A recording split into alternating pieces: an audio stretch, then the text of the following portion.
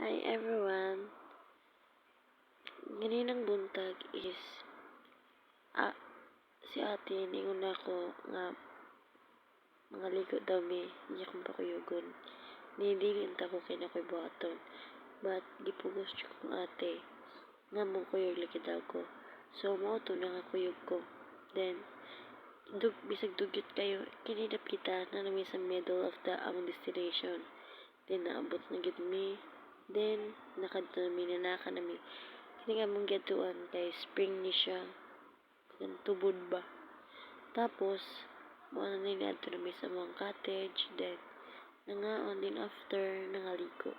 After nga kay pwede bang kaulana. So, nag-ilis na mi sa nina. Then, yun makain katugnaw. So, we decided to nang mangulit na mi.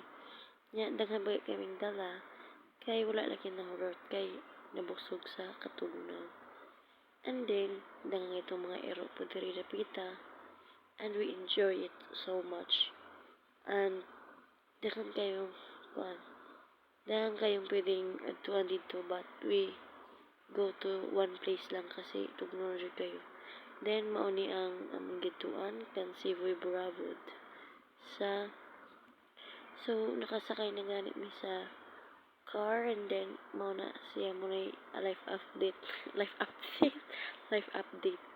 So nagikan na mi ani nagpadong na mi bitag video akong dali ani kay akong cellphone 3% pagitagan niya while the video ko ani is 1% na lang. So perti na akong kakuana then kini the last gun of my cellphone last kinabuhi.